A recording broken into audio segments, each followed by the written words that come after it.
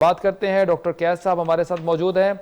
बहुत शुक्रिया डॉक्टर साहब, आपने वक्त दिया। सर बताइएगा कि इस वक्त जो हालात हैं, $50 करोड़ की इमदाद पाकिस्तान को मिलने जा रही है, पाकिस्तान का किस हद तक इससे फ़ायदा हो सकता है या कि ये ऊंट के मुंह में जीरे के मुतरादिफ है?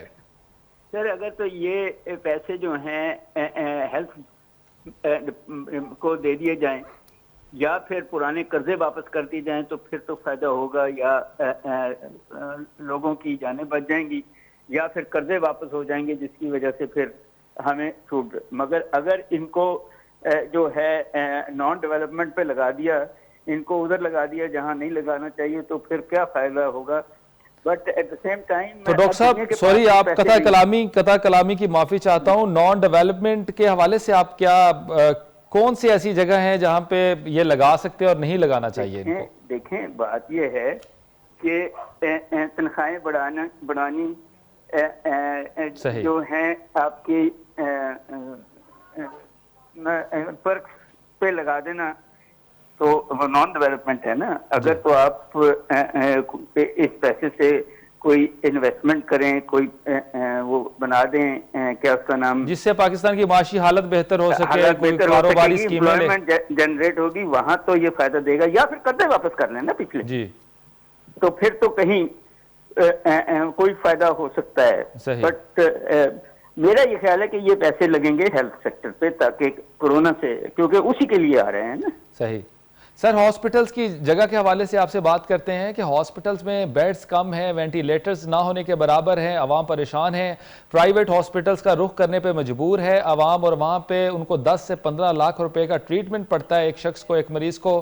तो ये जो पैसा, अभी जिस पैसे की हम बात कर रहे हैं $50 करोड़ की, तो आप समझते नहीं है कि हॉस्पिटल्स की जो कैपेसिटी है उसको बढ़ाने की ज़रूरत है, वो कम है?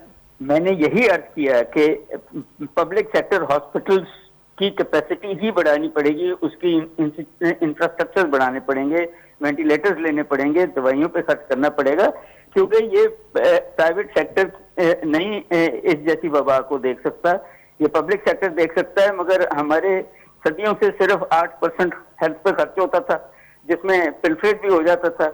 तो आप देखें कि फिर 220 मिलियन का मुल्क जो है, उसमें ये तो आपने वही कहा ना, ऊंट के मुंह पे जीरा, तो ये उससे भी कम है। सही। और जो आपने 8% का अभी बताया, 8% भी अगर लग जाता तो शायद कुछ ना कुछ हालात बेहतर हो जाते, कुछ ना कुछ हालात बेहतर हो जाते। हम तो इस मुल्क में जो एम्पावर्ड क्लासेस हैं, वो गवर्नमेंट के अंदर हो या गवर्नमेंट के प्राइवेट सेक्टर में हो, उन्हीं को खिलाई जा रहे हैं, उन्हीं का घर भरी जा रहे हैं, लीगल तरीके से भी और इलीगल तरीके से। सही। जब तक हम कौम पे पैसा नहीं खर्चेंगे, हमारी हालत ठीक नहीं हो सकती। आप देखें कि अब इकोनॉमिक ग्रोथ जो है इनके लिहाज से -0.38 पे आई है। वर्ल्ड बैंक ये कह रहा है कि ये -2.3 पे है। सही। तो वो इसी वजह से है कि हम अपनी ऐशें करते रहे हैं और कौम को हम कुछ नहीं देते रहे, कौम को कुछ नहीं देते रहे। और आवाम के हालात भी आपके सामने है सर, आवाम के हालात हैं जिस तरह के, आवाम खुद इस तरह का रिस्पॉन्ड करती है कि गवर्नमेंट को कुछ करने की ज़रूरत ही नहीं पड़ती। गवर्नमेंट के पास तो बड़ा खूबसूरत जवाब है कि हम लोग तो चाहते हैं कि आवाम का ख्याल रखा जाए, आवाम अपना खुद ही ख्याल नहीं रख रही, तो इस वजह से मेडिकल के प्रॉब्लम्स फेस करने पड़ रहे हैं आवाम को भी और हमें भी। ये हुकूमत का मौक़िफ़ है। देखिए ये बात तो बिल्कुल करेक्ट है कि अब जो लोग कंजेस्टेड एरियाज में रहते हैं, एक एक घर में जो एक एक मोहल्ले में 10-10 हजार लोग रहते हैं, वो कितना अपना ख्याल रख लेंगे। उनको ना एजुकेशन है, ना उनको जो प्रोटेक्टिव मेजर्स होते हैं जिंदगी में। मैं उस दिन एक छोटी सी क्लिप देखी कि एक छोटा सा जापान में बच्चा जो 3 या 4 साल का था, उसने मास्क पहना हुआ था, वो कुछ खा रहा था, मास्क उठाता था, खाता था और मास्क वापस ले जाता था। दुनिया 3-4 साल के बच्चों को ये तालीम दे सकती है और हमारे बड़े लेने को तैयार ही नहीं है। बिल्कुल सही। और एक्सपो सेंटर के हवाले से सर एक बहुत बड़ी ज़बरदस्त कंट्रोवर्शियल बातें सामने आ रही हैं कि 80 से 90 करोड़ रुपया एक्सपो सेंटर में जो क्वारंटाइन सेंटर बनाया है एक्सपो सेंटर को, उस पर लगा दिया गया है, जिसमें 500 यूनिट्स हैं और 1000 बेड है।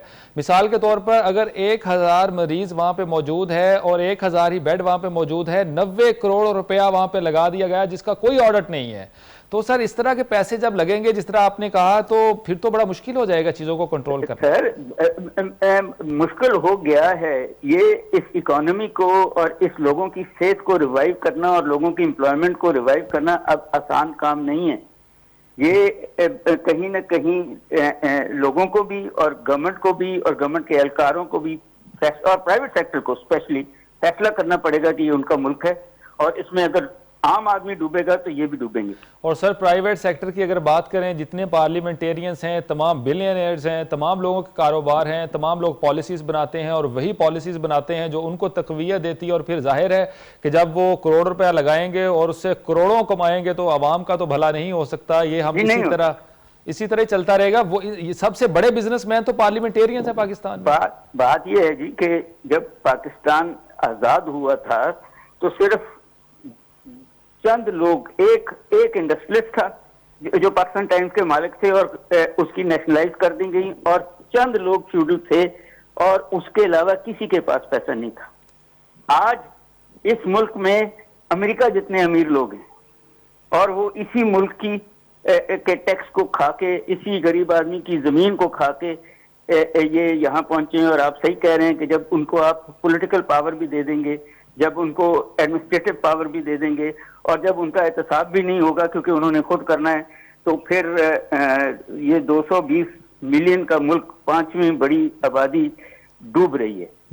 और जो रही सही कसर है सर वो ब्यूरोक्रेट्स उसमें पूरी करते हैं, पार्लियामेंटेरियंस और पॉलिटिशियंस के साथ उन्हीं फैमिली से आते हैं ना जो एम्पावर्ड और एजुकेटेड है।